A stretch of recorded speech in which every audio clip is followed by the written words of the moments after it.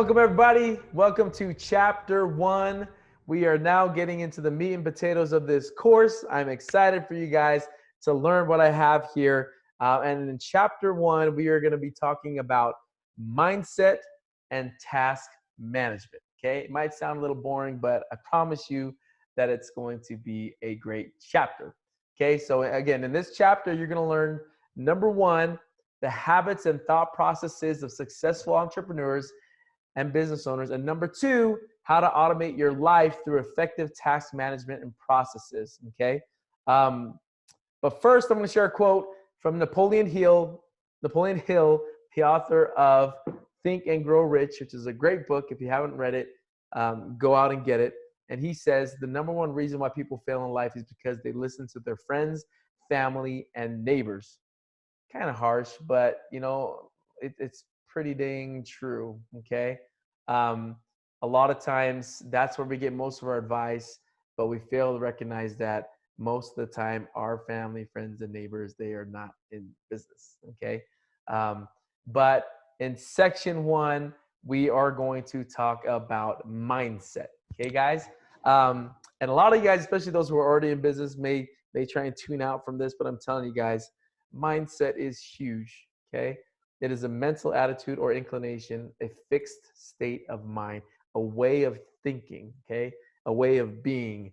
And it's a fixed way of being because once you get your mindset to a certain point, it's just the way things are. You no longer think that it's different, right? The way you act, the way that you um, associate with people, the way that you communicate with people, the way that you communicate with yourself, right? Is your mindset. And it's so important that you get into the right mindset so that you know exactly what you are doing and why it is that you are doing. Okay. So, but just understand that as soon as you start this course, I do want you to tell everybody that you're starting this course and you're getting ready to launch businesses, okay? Multiple businesses. But just be prepared that everyone is going to want to be your new business consultant. All your family and friends, Joe down the road, your cousins, your aunts and uncles, anybody you talk to, your parents, they're going to come and say, you know what? Hey, it's not a good idea. You shouldn't get into business. There's too much competition. You should only invest in stocks because that's really safe.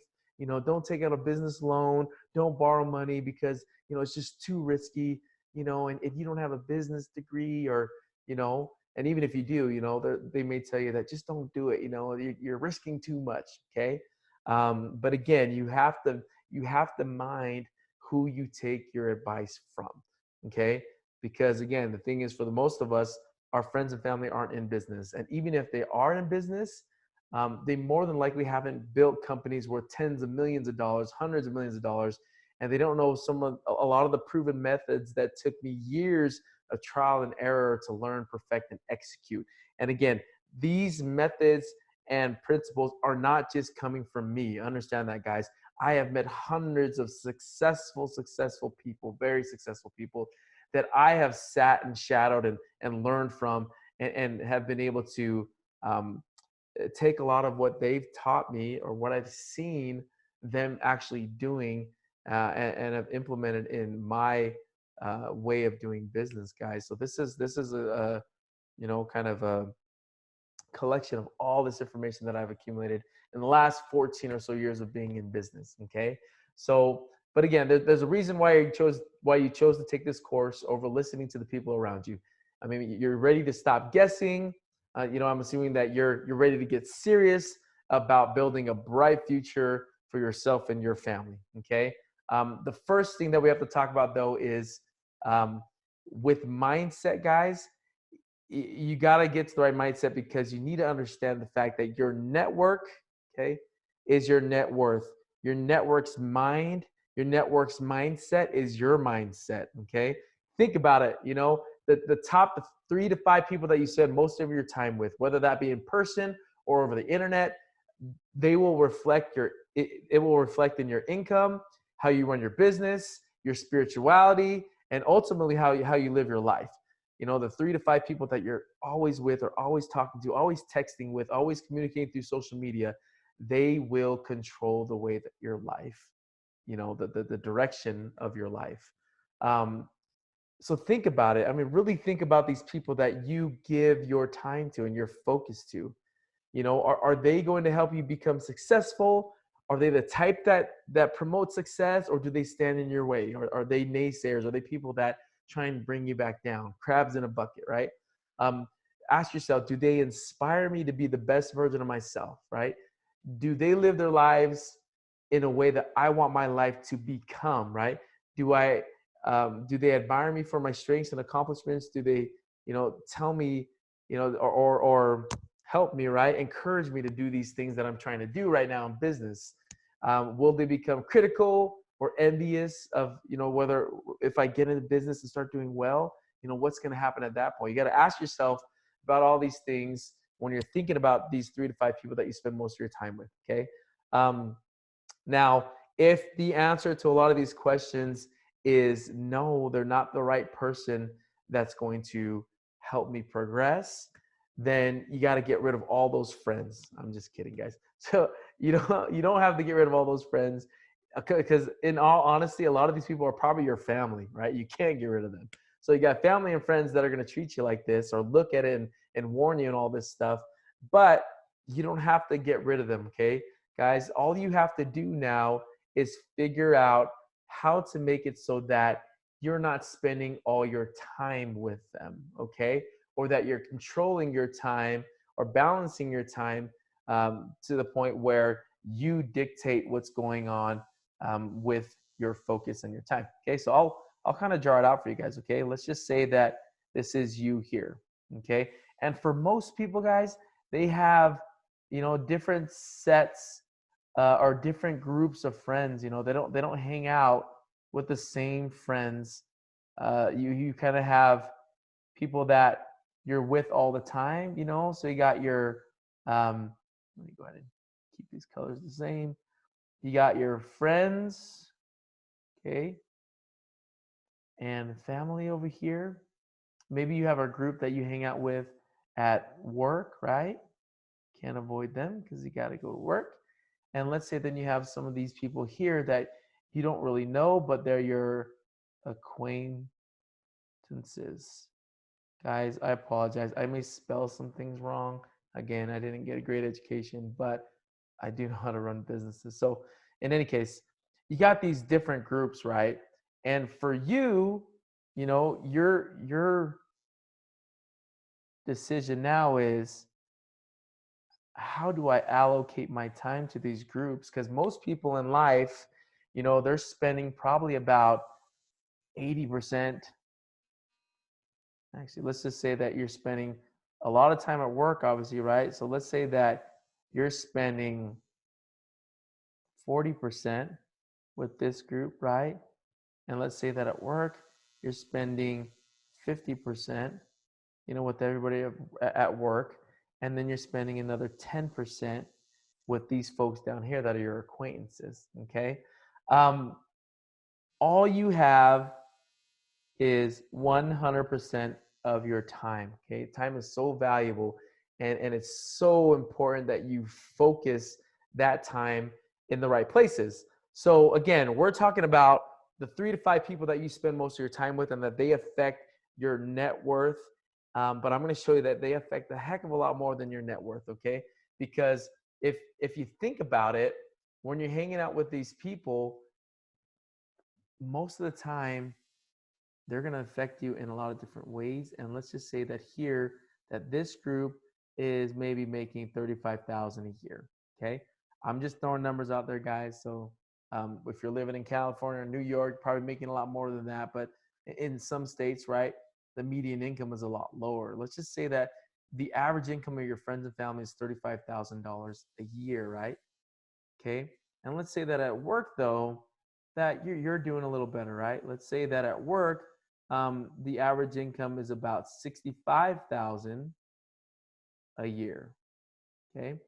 And let's say though that then because you've been networking and you've been wanting to get into business, 10% of your time is spent here, where there are people making $250,000 plus a year. Okay. We are just talking about income right now, guys.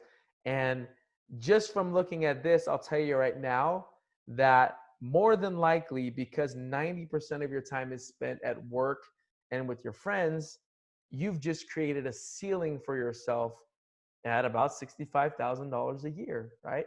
Because everybody that you're spending all your time with is making that much, right? The 10% of your time that you're spending down with the folks that are making 250,000 or more may not even be physical time. Let's say that you just follow them on social media, right? But you spend a lot of time on it, so 10% of your time is going in the right place, right? I'm not telling you to get rid of the friends that you have, okay? What I am telling you guys is to do this, right? Is to change the amount of time that you allow these different groups to take your focus away, right? The amount of focus that you give to each one of these groups, to where now, let's say that friends and family, you've brought down to about 30%, okay? 30% of your time, right? You brought that down. Let's say at work, okay, that you no longer hang out with these guys after work. You're not texting them all day. You're not, spending your time communicating with all of them, and you're able to bring that down to about 30%. Okay. It's possible, guys. And I'm not saying just to ghost everybody, or to not spend any time with them, or to never communicate with them. I'm just saying to start focusing and controlling that time a lot more, because look at what happens. You just freed up a majority of your time to spend with these folks that are making the most, right? And this is just going to affect your income, right? But now your ceiling is closer to 250,000 a year, okay? Because you made some simple adjustments to spend more time with these folks. And honestly, this could be reading books from successful people. This could be listening to podcasts from successful people, following them on your social media feeds, getting rid of all the friends and family and work friends that are very negative, pessimistic on your feeds, and focusing more of your time, focus, and effort on these folks that are making more. Okay. But also understand, guys, that, and again, this situation may be different than you. If you're following the right people, right? These people, hopefully you're following people that match where you want to be, okay? Physically, okay? Mentally, in all, in all aspects of their life. You want to find people that you want to follow that not just make a lot of money, but are very strong in things that are important to you spiritually, okay? If a lot of these things are important, and these folks that are doing really, really, really well, they can check all of those boxes, then that's where your focus needs to be, okay? You need to put a lot more focus on these guys, because they're going to get you to where you want to be. And I think it was Jay Shetty. He's an influencer that shares nothing but positivity, and he said that you want to be with people that are where you want to get, in the future, right? You want to spend time, and focus on people that are who you want to become, right? You can't spend time with people that are on your same level all the time in every aspect of their life, right? You've got to find those people that are going to push you, that are going to, extend your mindset, are going to extend your ability to think way outside the box, okay? It's important that you do this, because a lot of times, with less income, I don't know why, but there's a lot of times where, in the same proportion, you have people down here that struggle with the victim mentality, right?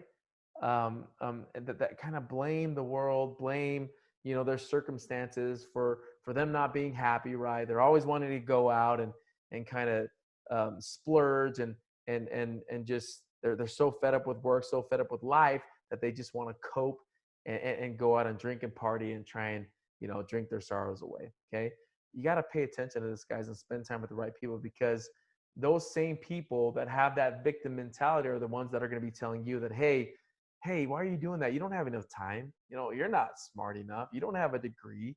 They'll make you think like, well, hey, you know what? You only graduated from high school. You got a GED. How do you think you're going to go out and make this, huge business, right? You're broke. You don't even have a lot of money. You got too much on your plate. How can you add starting a business now, right? You got kids, you have, you have a spouse, a wife, and how are you going to find the time to do this? You don't have a lot of energy either, um, you don't have the right personality for business, right? These are the groups of people that are going to tell you these things. And if you're spending too much time with them, you are going to believe them. Your mindset is going to be exactly what their mindset is. And it's the reason why so many people that still hang out with the same groups that they hung out with in high school, they are doing the same things. They haven't gotten past, partying, doing a lot of things that are very, high school, very, college, where they just can't break out of that, right? You got to start spending time with people that are way, way, way ahead of you. Okay. Um, and again, there's another author. His name is Jocko Willink. He's the author of one of my favorite books called Extreme Ownership. And he explains that you must own everything in your world. There is no one else to blame. Okay. I don't care if the experience is good or bad. What he teaches is that, if it's good, great job, right? But if something is bad, you can't point your finger, right? That's the victim mentality. You're trying to point your finger at other people saying, well, if this person would have done this, I would have been successful. If this person would have done this, I would have been successful. Okay. Again, like I said before, in business and in life, you either have an experience of success or you have an experience of a lesson. Okay. You either have success or a lesson. Again, I love lessons. I love getting to the point where I'm making a mistake and I learned that, okay, this is why this mistake happened. I'm going to change the way I do this certain task so that this mistake never happens again. That's how you get ahead. Okay. So, but again, if you're looking at it that way, everything's a success, really, in all honesty. And Jocko Willink says just that. Like, don't blame anybody else. The you know, everything, I mean, you're a product of your environment. You're a product of all the decisions that you have made in the past. You are in the position that you are in because of you and your decisions. Stop blaming the world. Stop blaming the president. Stop blaming people around you. It's all about you. And I promise you that this is the most freeing thing. It was the most freeing thing for me. I felt this way, but when I read Extreme Ownership, this book by Jocko Willink, I said, you know what? 100% he's right. It's so much easier for me to say, you know what? I just made a big mistake and lost $30,000, $40,000, or maybe even if it was an employee that made that mistake, it's still on me. I should have had processes in place to prevent that. But for me, it's like, okay, someone stole $30,000 from me. Well, I can't sit and cry about it. Let me find out how they did it, right? Let me find out what happened there, how I could have avoided it. That way in the future, I make sure that that person is never put in that situation where they're able to steal that money, right? What about that, right? Why don't I take ownership for that whole thing, even if it was someone else that stole from me? And it honestly is. It's an amazing thing. It's very, very freeing. Do not spend time with people with the victim mentality, because you will maintain that. You will act the same exact way. I don't care who you are. You spend most of your time with a certain group and a certain mindset, and you will match it, and that will be your ceiling. Okay.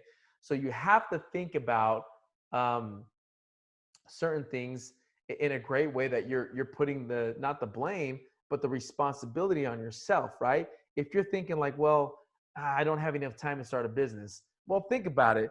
It's your fault. How was that last Netflix series that you just finished, right? How many hours did you put towards that? How was that 7 hours of time that you spent in your day? I mean, your iPhone can tell you now that you spent 3, 4, 5, 6 hours on social media.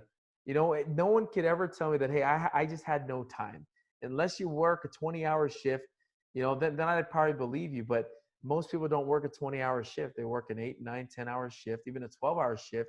And they have half of the day to at least spend 1 or 2 hours on your business. Okay. You have too much stuff on your plate. Figure out what's not that important, what is taking your focus, so that you can put important things on your plate. Okay. You don't feel like you have the right personality, study your personality. We'll get into that a little bit later. Other people getting in your way of making progress. We're talking about these groups right now. fix the amount of time that you spend with each group. Okay. It is your fault and your choice, right? Your responsibility, rather, to, to decide how much time and effort you're going to put towards the different groups of friends that you have. That is on you. This whole course, I'm going to continue to remind you that it is on you and you only to make these decisions and make these changes. Take massive action to fix where your focus is on the right place so that your ceiling then rises and rises and continues to rise. In the beginning, I thought it was amazing to make six figures. And then I started hanging out with people that were making multiple six figures. So I thought, hey, I got to make multiple six figures to be relevant, right? And I got into that stage, and all of a sudden I started hanging out with people that were making millions. And I thought, well, I might as well make millions, right? I continue to elevate the people, that I chose to spend all my focus on, all my time with, right? And that just kept going up. And right now, like I said, I'm building businesses that are making tens of millions of dollars, but I'm hanging out with people that are making hundreds of millions of dollars. So that cycle never ends. But the difference is my progress continues to skyrocket because I refuse to set my ceiling too low or even at what I've accomplished thus far in my life. I am always chasing more. Okay. And it's fun. At a certain point, it just becomes fun and nothing seems impossible anymore, right? In your business life. So it's awesome. One of the biggest things, guys, is a lot of us think that, well, you know what? I don't, again, like me, I didn't have a college education. I didn't know too much. So I said, I just don't understand enough. Let me see this. I don't understand enough to get to the point where I know enough to build these businesses, and I know that feeling, guys, where you're like, well, what do I do? But there's something that you have to implement, and if you got to implement it right now. This is crazy. I hear Gary Vaynerchuk. I hear a lot of successful people say this, and it's so true now. The fact that you need to have the Jin mentality. Okay. Gin, not the drink. Okay. This is the gin mentality, rather, is if you don't know something,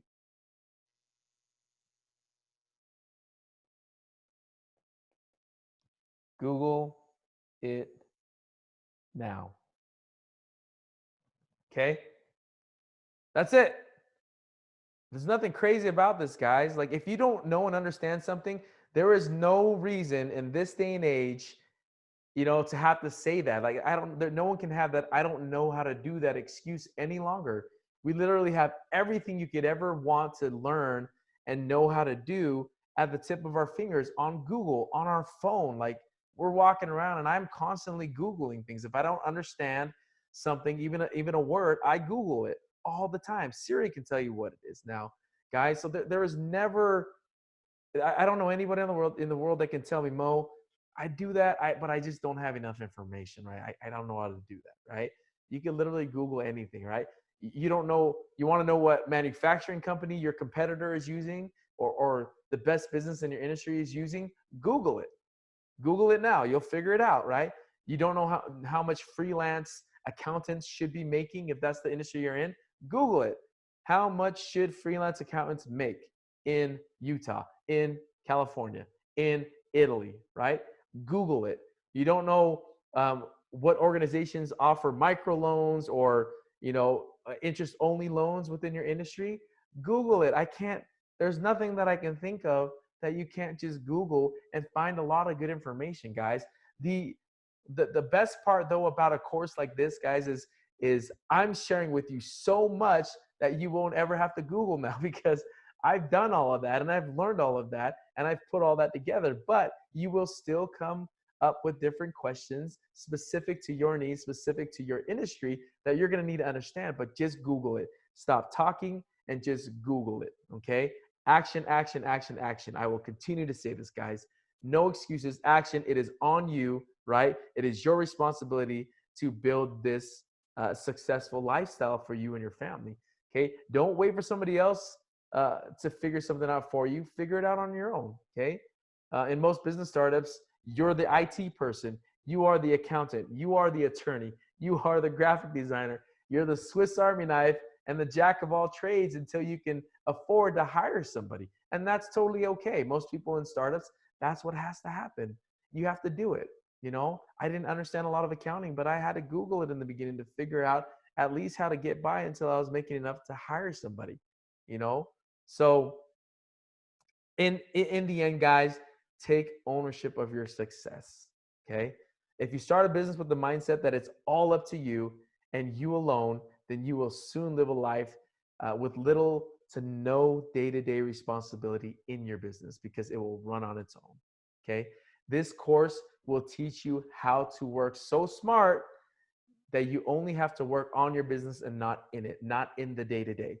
I want you guys to get in and get out. Get in, automate, and get out, okay? Because it is time you're chasing, not money. Time you're chasing, not money.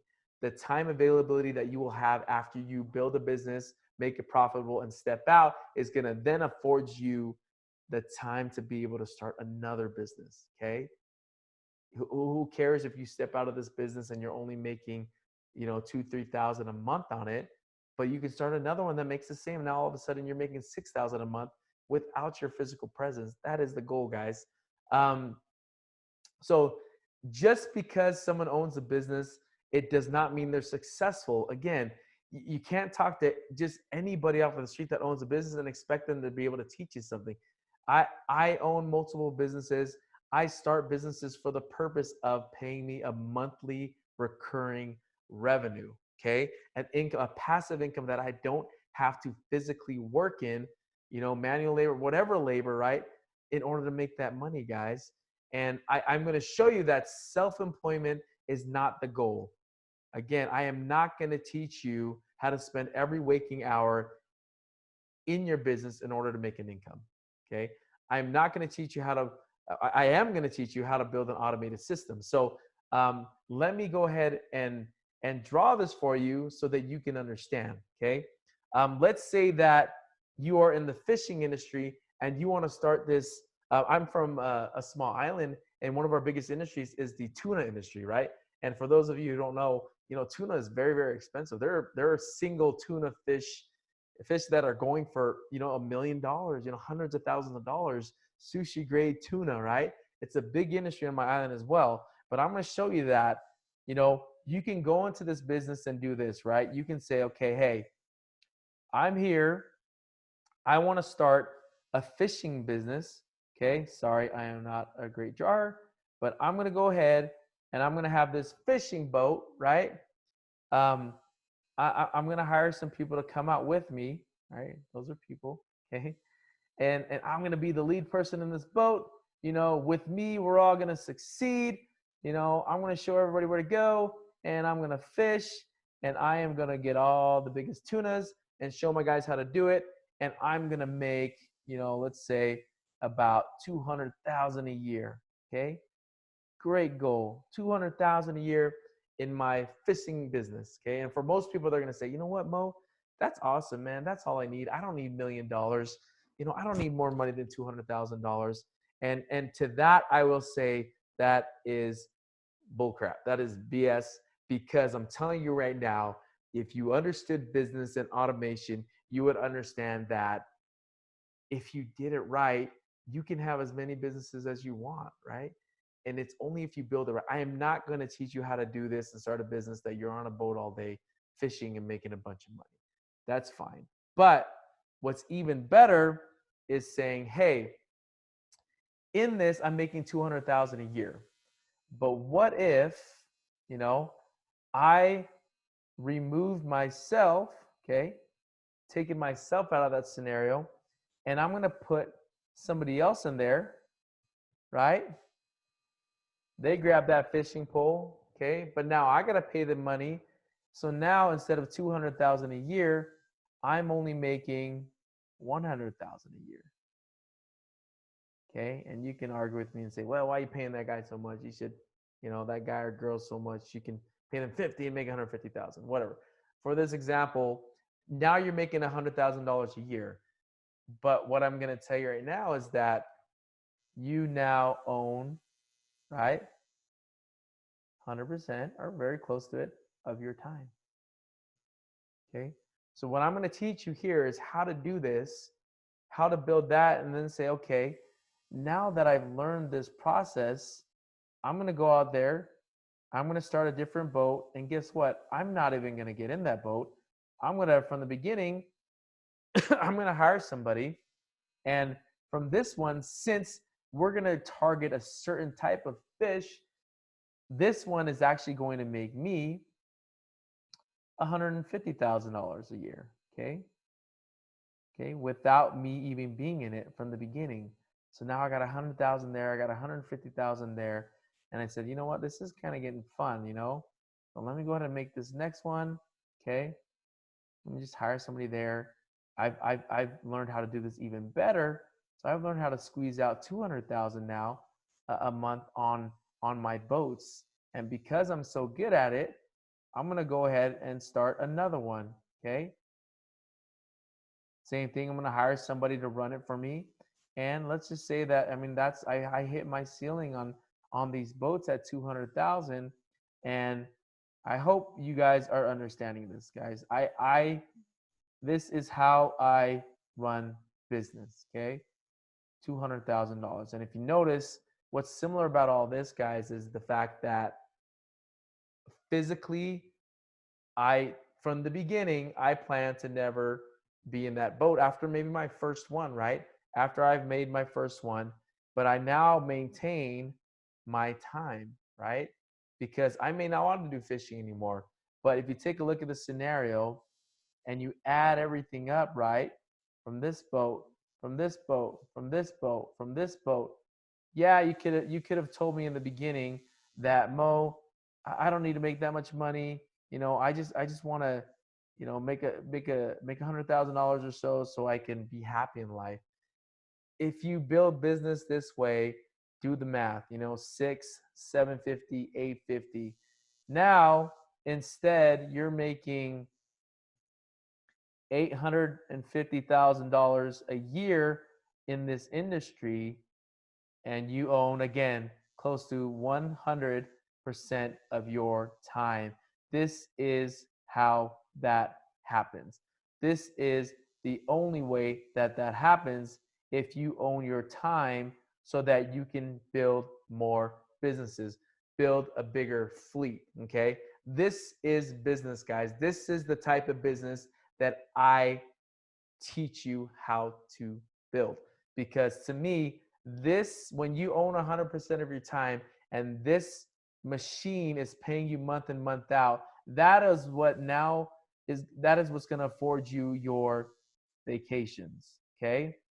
You just built all of these, I'll call them what they really are, assets. Okay. That are paying you a monthly income.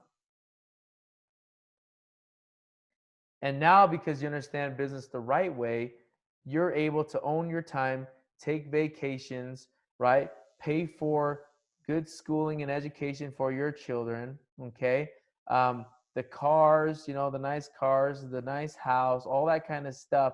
Now it makes total sense, because you're not paying, you know, and we'll talk about regular income, earned income, and passive income later, but these assets are now paying for your entire lifestyle, right? Most people that work as, you know, an attorney, or, again, I don't want to name certain, you know, but people that work at these high paying jobs, they make a lot of money and then they spend it, right?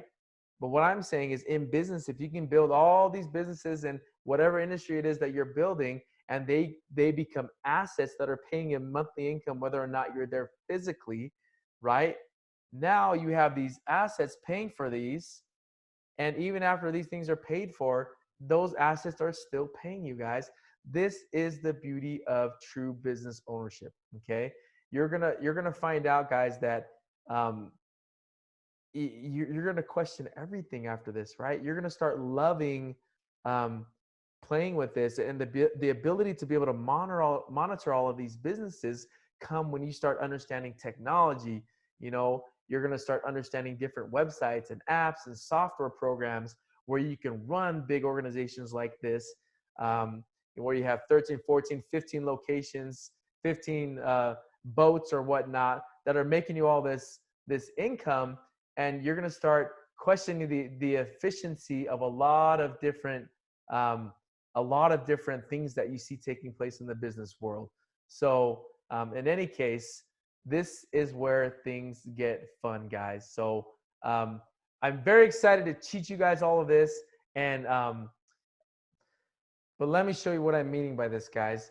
I want to show you that business becomes then fun when you understand that you can build all these businesses as assets paying you monthly incomes, because then you're going to be able to work on your business and start finding ways to tweak all these things within your business so that you can um, figure out different ways to make even more income. So let me give you one more example. So I own a real estate company,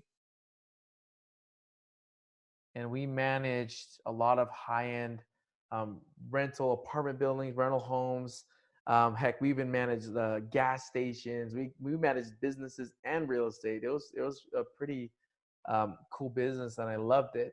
But I remember when I started understanding that, hey, that there has to be different ways that I can do this to maximize the amount of income that we were making. Okay, because what had happened was I had um, an office manager, and I'll write this out, guys. So I in my office I had about five people in the office. Okay, I had an office manager. Okay, two. I had a business development manager,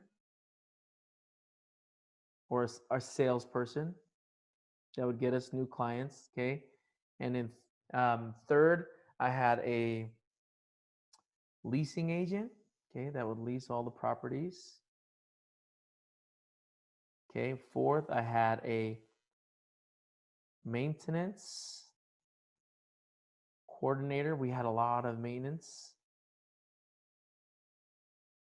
And five, I had an inspector. Okay, I had an inspector that would go around and inspect all of our properties. Okay, and again, depending on what their job was, they either got paid a salary or salary plus commission, but these guys all had their specific duties, income wise, obviously some were making more than others. This one had a lower salary but higher commission. Okay, leasing agent was making good money. Maintenance coordinator was making commission as well, and my inspector here was a 1099 contractor that was just making contract money.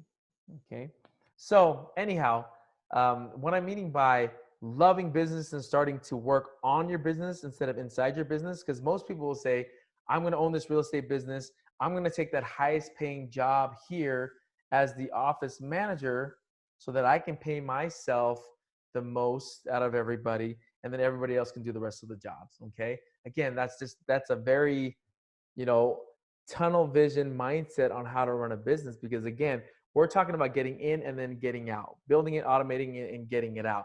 And I'll tell you about how I automated this business in I'll do it pretty quickly here. So what I did was I started looking into different softwares, different processes that I could change in my real estate company so that I could um, so that I would need less high paying, right, employees, but ways that I could still maintain high quality of business, high quality of service. And I'll explain to you how I did this. Okay, so I had a lot of competitor companies using different softwares, and in the real estate world, right, we had a lot of rentals, so we had to go out, and I had this leasing agent. Okay, this leasing agent right here, and sorry,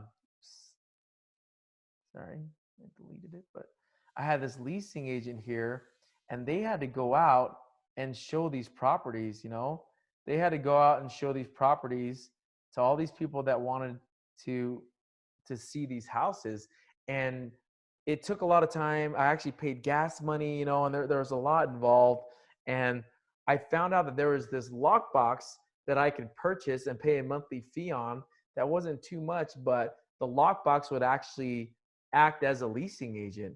And I'll explain how. So people would actually come to our rental properties, they'd find this lockbox, and on the lockbox, it had instructions on how to call into a number, how to pay, right, with your credit card, 99 cents to see the property. And when you think about it, that's kind of outside of the box. And a lot of people will say, well, that's kind of weird. But it was amazing because I waited for 6 to 12 months. I watched all of my competitors, were some of them, using it, and I kept dibs on it. I wanted to make sure that it actually worked before I tried it. So I saw these companies, and I even called and asked them. I said, well, hey, aren't people going to steal? Like, isn't it, scary to just let people in with no leasing agent there? What if they don't have the right information? Blah, blah, blah, blah, blah. Anyways, so I found out that this lockbox did wonders, and it worked, and people weren't stealing stuff like I thought. And I found out that the fact that they had to pay 99 cents, it chased away a lot of the people that were just what we called look-see-loos. They were just there to look. They couldn't afford it, but they wanted to call our leasing agent and waste their time and go look at a property, never intending to put in a application for that property. Anyhow, so we implemented this system, put all these lock boxes out there. Okay. Now it literally took away the need for us to physically show most of our properties, right? Because this lockbox is doing all the work. It was even vetting people so that we knew who was serious. Okay. And then I took it even further than that, right? So we had these for this leasing agent, right? We had these lock boxes in play. Okay. And then I actually found a call center, a really good one actually, that charged us per minute, and they took all of our calls, right? So we took all the calls out of the office, and they were actually open 24/7. So people can call in the middle of the night, and they'll be able to talk to somebody live and learn about the property, right? And then that call center would just give them the lockbox code, or give them they'll text them this link on how to pay and get into that property. Okay. The lockbox is also allowed all of our properties to be able to be shown between 8 a.m. at 8 p.m. unlimited amount of times. Whoever's willing to pay 99 cents to go and see them. I couldn't pay a leasing agent to sit at that property that long to do that. Okay. So lockboxes, call center.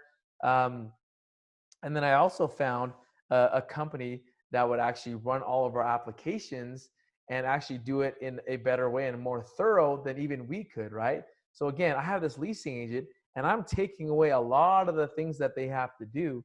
So now I have another call center, right, that was doing the applications, the whole application process, and they did it for, it was like $20 per application, and we were charging a $50 application fee. So I mean, it paid for a lot of this by itself, right? So now the only thing left for that leasing agent to do was to sign a lease.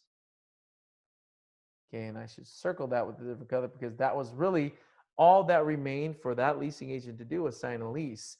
So, I mean, you tell me, how hard is that?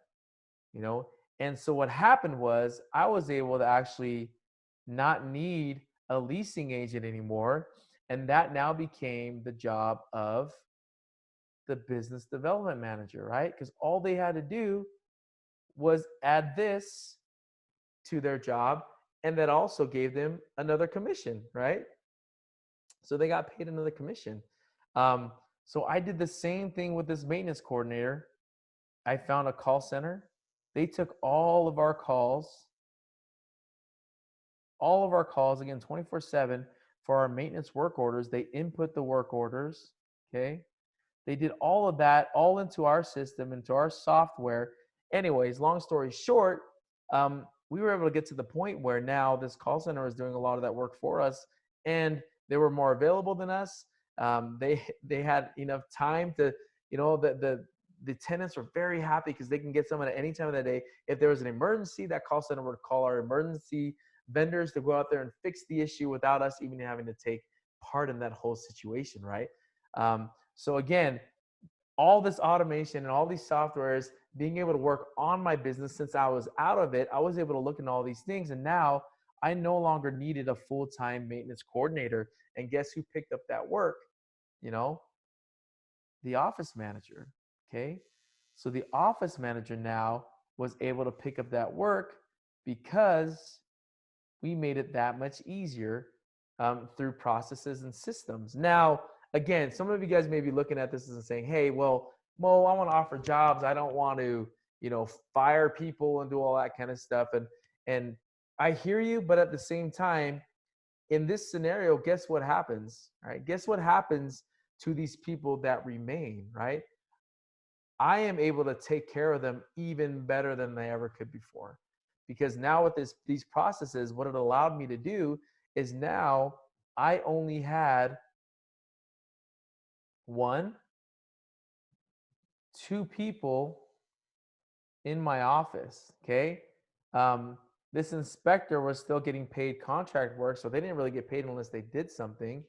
But um, with these two people that I have in there, I used to have four in that office. Guess what I'm able to do now with their salary? I was able to bump it up quite a bit.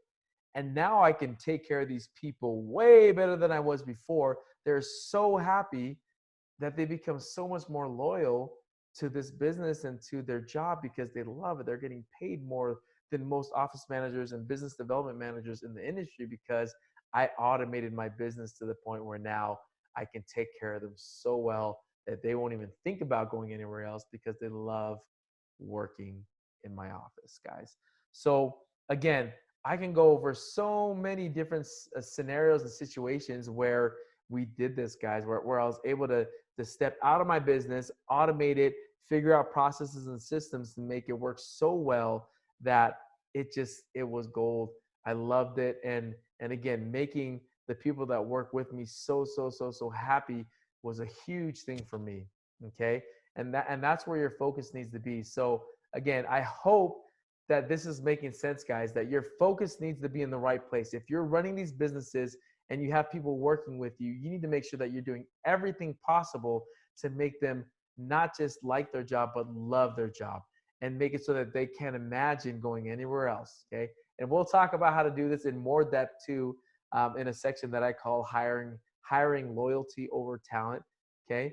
Where you just learn how to take care of your people so much that they can't imagine working anywhere else.